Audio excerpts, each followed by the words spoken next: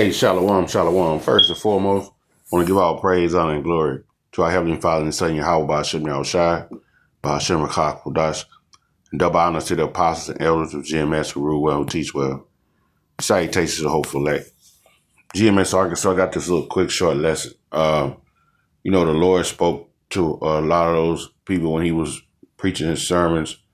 He spoke to a lot of them in parables, okay? And he added his disciples. And it was only for them to know the parables that he was speaking. So it seemed like he was speaking over a lot of their heads. They misunderstood a lot of things that he said. Okay. One parable I want to go over. I like the parable because it represents us.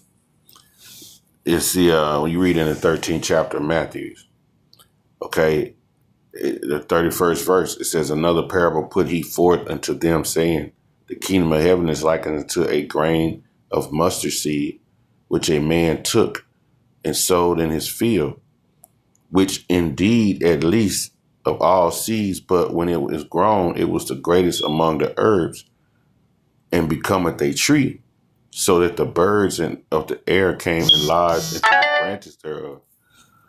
Now, when you type in a mustard plant, it says a mustard plant grows at a height of 2 to 3 feet. So it's not very tall. But in this parable, it said that this tree would grow to, it said it would grow to the great, it will be grown, it will be the greatest among, and will become a tree. Now, how the maximum amount height that a mustard seed tree can grow is like 30 feet, which if you 30 feet is like 10 yards. Okay, so if you ever played sports, you know, if a man 6 foot tall, if he took 10 steps, that would be like 10 yards. So that tree would be growing at least that tall. So 30 feet is really not that big of a tree. Because I'm looking at a tree.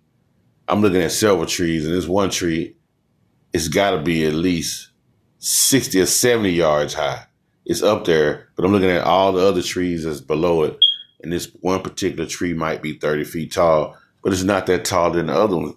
But in this parable, the Lord describes as that mustard plant being the biggest tree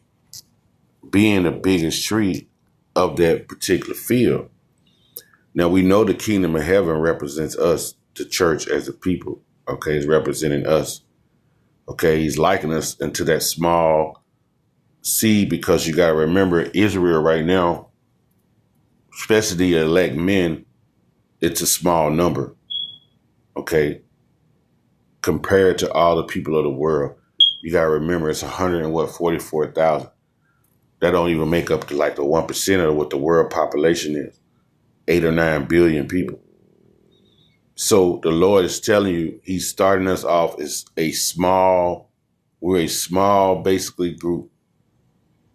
Okay.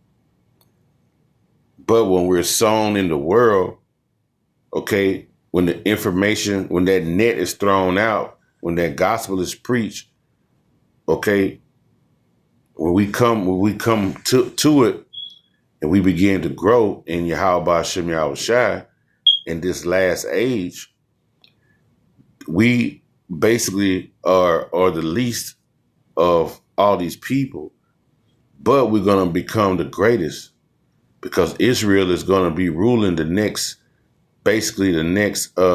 age.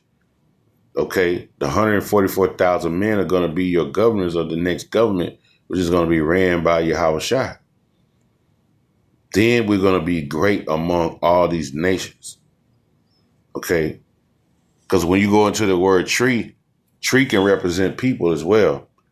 Because in Mark 8:24, the blind man said he see what? Men as trees walking.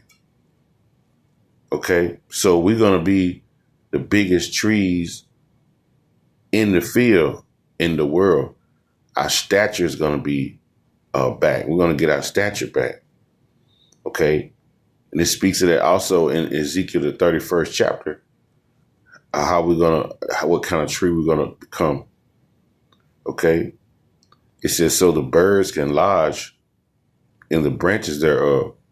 Now in that day, you're gonna have when you get into the parable of the sower, the fowls that came and ate the seeds that were sown by the wayside, those fowls were basically like the devil. Okay. And then it also says it's an unclean bird in Revelation, the 18th chapter. So those birds that's going to be lodging with us is going to be Esau and them other nations. They're going to be in our kingdom is going to be so vast. They're going to be in it, but they're going to be in subjection. They're going to be slaves in our kingdom. They're going to be lodging in our branches and in our shadows. Okay. A big tree gives off shadow. They're going to be lodging there as well, but they're going to be in slavery. Okay. Just like this is their particular kingdom now, and we're lodging in the branches in their kingdom. We're in captivity. Okay. So we are going to have you're going to be there among our tree too, but you're going to be in subjection. Okay.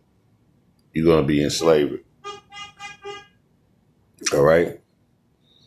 I'm going to read that again. Another parable put he forth unto them, saying, the kingdom of heaven is like unto a grain of mustard seed, which a man took and sowed in a field, which indeed it is the least of all seeds, but when it is grown, it becomes the greatest among herbs and becometh a tree.